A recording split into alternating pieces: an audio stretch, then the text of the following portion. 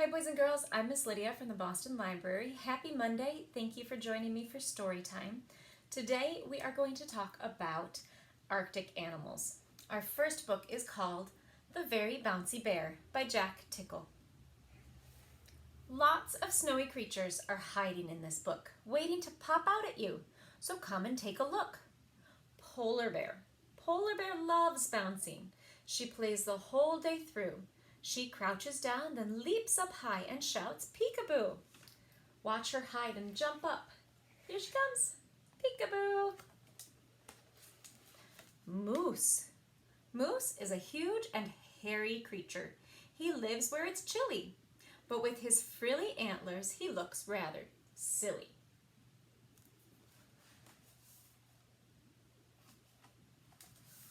Whale. Whale is the biggest animal that you'll ever meet, but he's a gentle giant and really rather sweet. Swoosh, penguin. Little penguin loves her dad, and where he goes, she goes. But best of all, she loves to play at jumping on his toes. Arctic hare. Bouncing through the snowdrifts, hopping through the air, jumping out to scare the birds. It's naughty Arctic hare. Seal. Seal has twitchy whiskers and flippers that she flaps, and when she's feeling very pleased, her flipper flapper claps.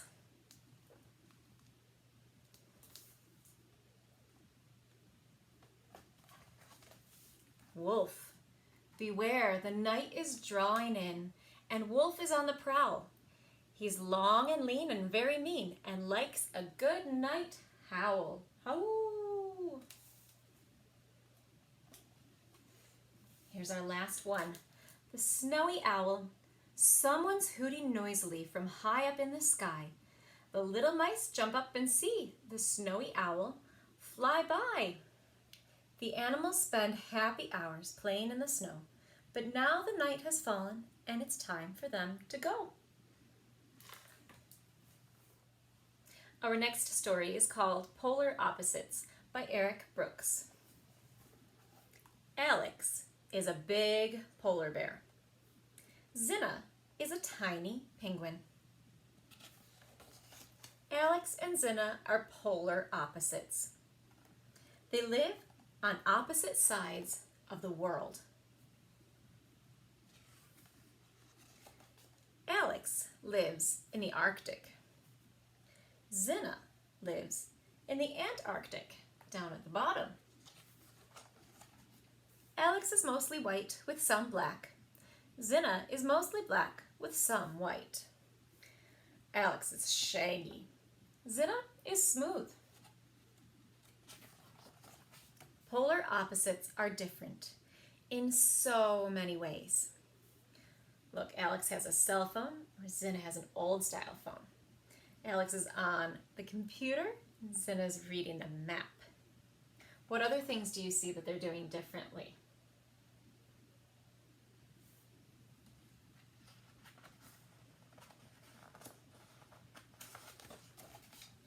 Alex gets up late, 10:41. Zinna rises early. Alex likes sour things, like oranges and lemons. Zinna likes sweet things, like cinnamon rolls. Alex is messy, and Zinna is neat. Alex is loud, crash, bang, whop. Zinna is quiet. Shh. Alex's favorite clothes are bright. Look at his pineapple shirt there. Zinna's favorite are not. She has a gray hat there. Alex pushes, Zinna pulls. Alex travels fast in an airplane. Zinna takes it slow in a boat. Alex and Zinna are very different. But even polar opposites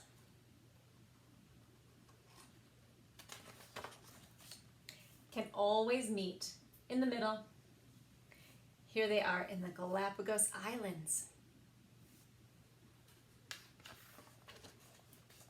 And look at all the fun they have on their trip together.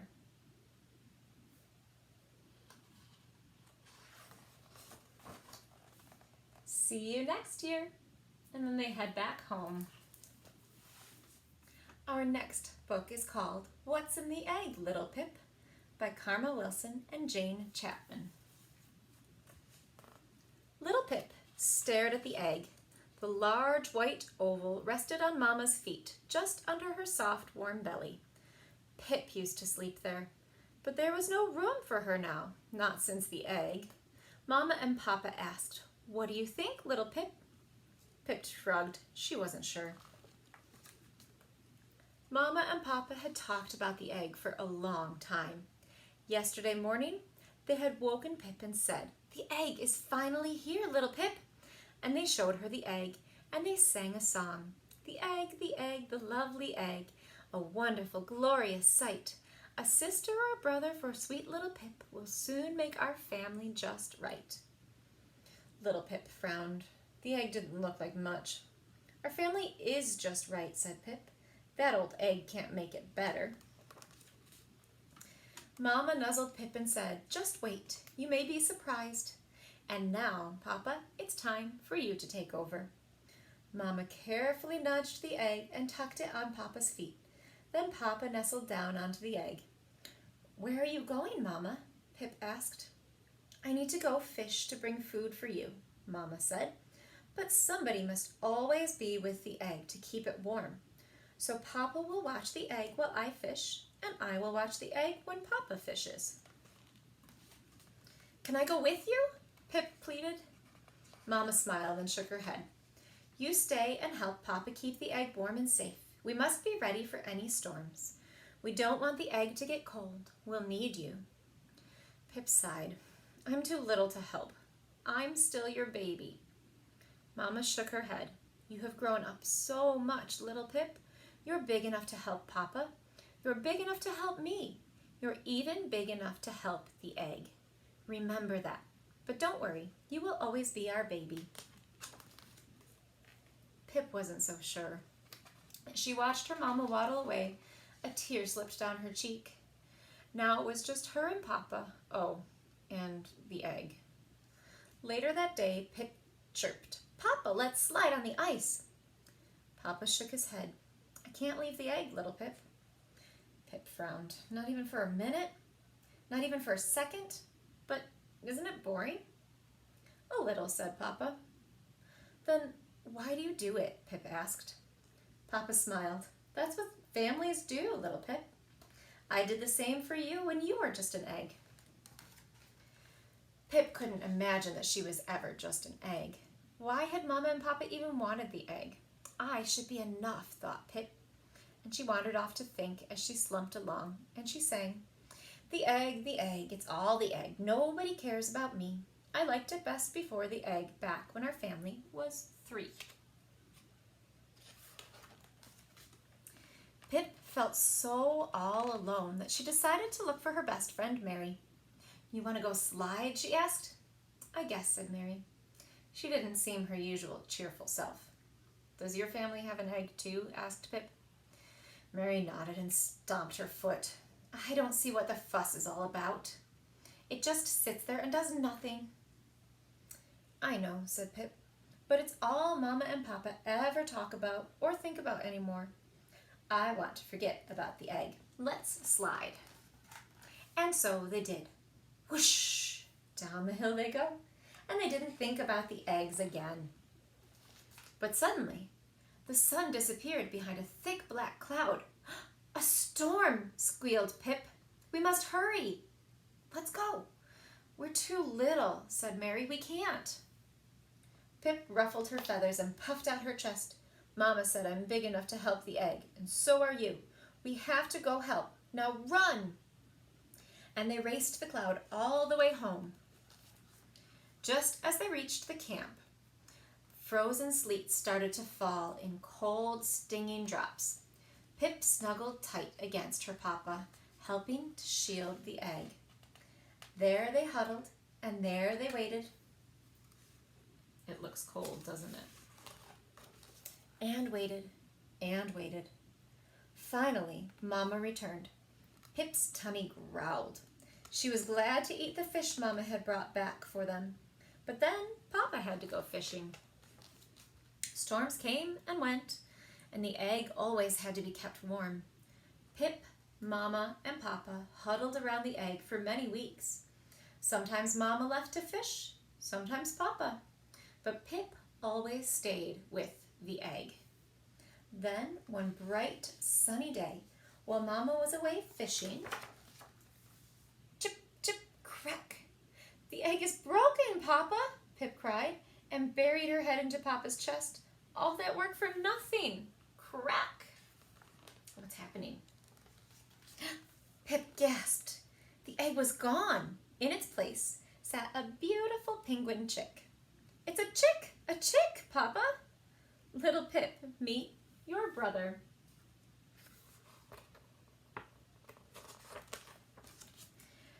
At the beach, lots of penguins were squawking and talking. Pip saw a flock of penguins just back from fishing. Mama! She was home. Mama sighed with happiness. He looks just like you when you were a baby, Pip. Pip smiled. I was that small? Oh, yes, said Mama, just that small. See that tiny little penguin?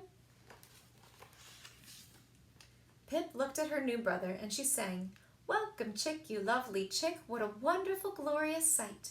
Little brother, I name you Sam. You'll make our family just right.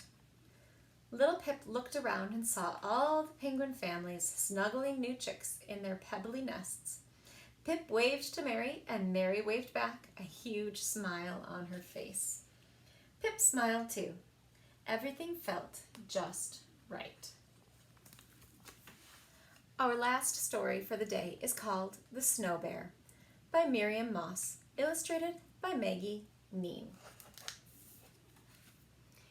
In the silent forest is a clearing where soft snowflakes fall. But listen, there's Patty and Bouncy, and a snowdrift shivers. A little white bear bursts into the circle, looking left and right, high and low, for his mother. Mother, where are you? Calls the little white bear. He waits and waits, but she does not come. The little white bear sighs and sadly sweeps snow into a mother shape. But listen, there's a snuffling and a swishing and a deep crunch of snow. Musk Ox shakes his shaggy coat. Let me help, he says, and he heaves a heavy snowball with his strong shoulders.